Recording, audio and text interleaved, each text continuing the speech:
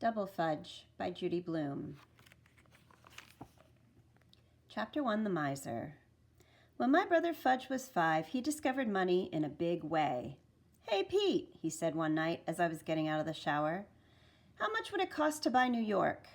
"The city or the state?" I asked, as if this were a serious question.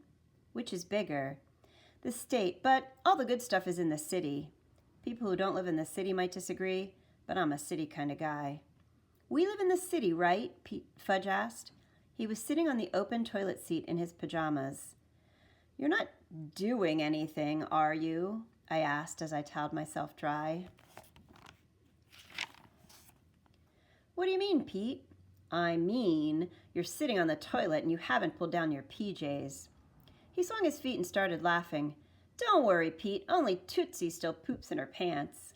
Tootsie is our little sister. She'll be 2 in February. Fudge watched as I combed my wet hair. "Are you going someplace?" he asked. "Yeah, to bed." I got into clean boxers and pulled a t-shirt over my head. "Then how come you're getting dressed?" "I'm not getting dressed. Starting tonight, this is what I wear instead of pajamas." "And how come you're still up?"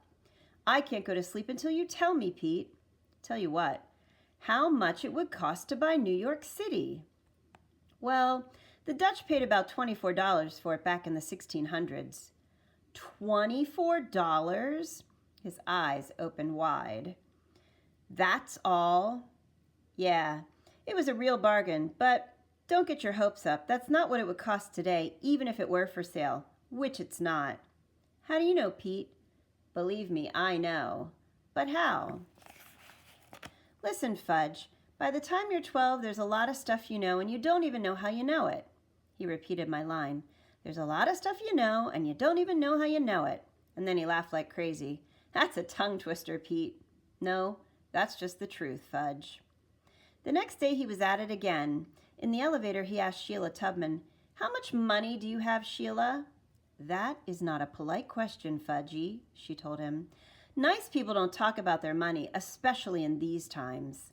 Sheila gave me a look like it was my fault my brother had no manners. "I hope she's not in my class this year. I hope that every year," and every year she's there, like some kind of itch you can't get rid of no matter how hard you scratch. "I'm nice," Fudge said, "and I like to talk about money. You want to know how much I have?" "No," Sheila told him. "It's nobody's business but yours." He told her anyway. I knew he would. "I have $14.74. I mise my money every night before I go to sleep." "You mise your money?" Sheila asked. Then she shook her head at me like it's my fault he thinks mise is a word. Henry, who runs the elevator in our building, laughed. "Nothing like having a miser in the family." "You don't have to be a miser, Fudge," Sheila said. "If you like counting money so much, you work at a bank when you grow up."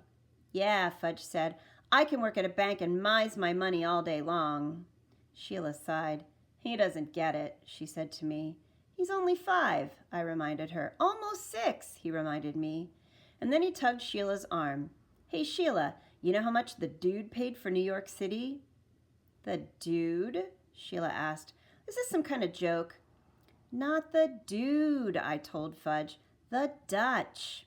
"His name was Peter Minuit," Sheila said, like the know-it-all that she is. "And he paid the Wappinger Indian tribe in trinkets, not cash. Besides, the Indians thought they were going to share the land, not sell it." "Sharing is good," Fudge said. "Except for money. I'll never share my money. My money is all mine. I love my money." "That's a disgusting thing to say," Sheila told him. "You're not going to have any friends if you talk that way." By then, the elevator reached the lobby. "Your brother has no values," Sheila said as we walked to the door of our building. Outside, she turned and headed toward Broadway. "How much do values cost?" Fudge asked me. "Not everything's for sale," I told him. "It should be." Then he skipped down to the corner singing, "Money, money, money. I love money, money, money." That's when I knew we were in big trouble. "It's just a stage," Mom told me later when I pointed out that Fudge is obsessed with money. "Maybe, but it's still embarrassing," I said. "You better do something before school starts." But Mom didn't take me seriously until that night at dinner when Dad said, "Please pass the salt, Fudge." "How much will you give me for it?" Fudge asked.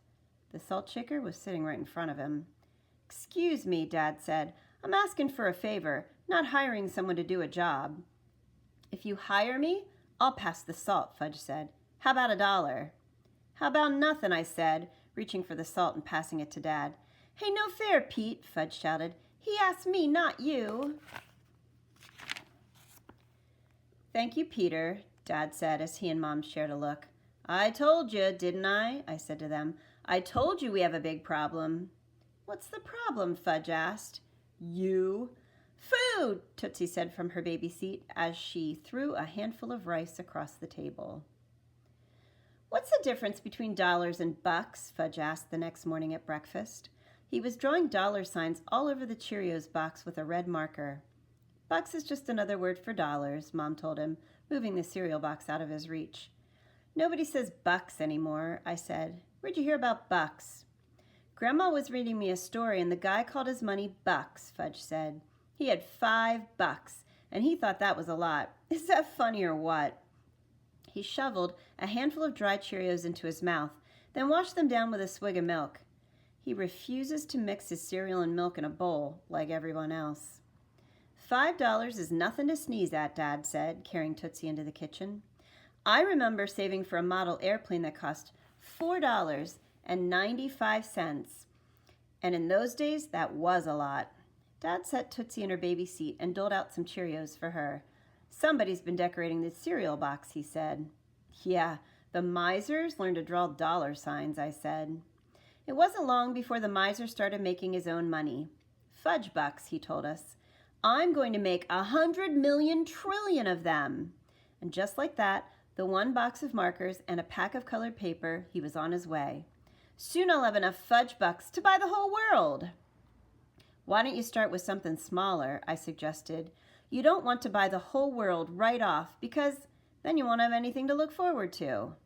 "Good idea, Pete. I'll start with Toys R Us." "The kid has no values," I told my parents after Fudge went to bed. They looked at me like I was some kind of crazy. "Well, he doesn't," I said. "He worships money."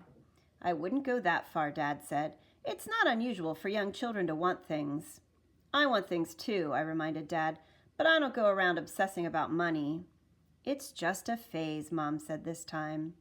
We could hear Fudge as he started to sing. "Oh, money, money, money, I love money, money, money." As soon as he stopped, Uncle Feather, his mynah bird, started. "Ooh, money, money, money." Turtle, my dog, lifted his head and howled. He thinks he can sing. Dad called, "Fudge, cover Uncle Feather's cage and get to sleep." Uncle Feather's mising his money," Fudge called back. "He's not ready to go to sleep." "How did this happen to us?" Mom asked. "We've always worked hard, we spend carefully, and we never talk about money in front of the children." "Maybe that's the problem," I told them.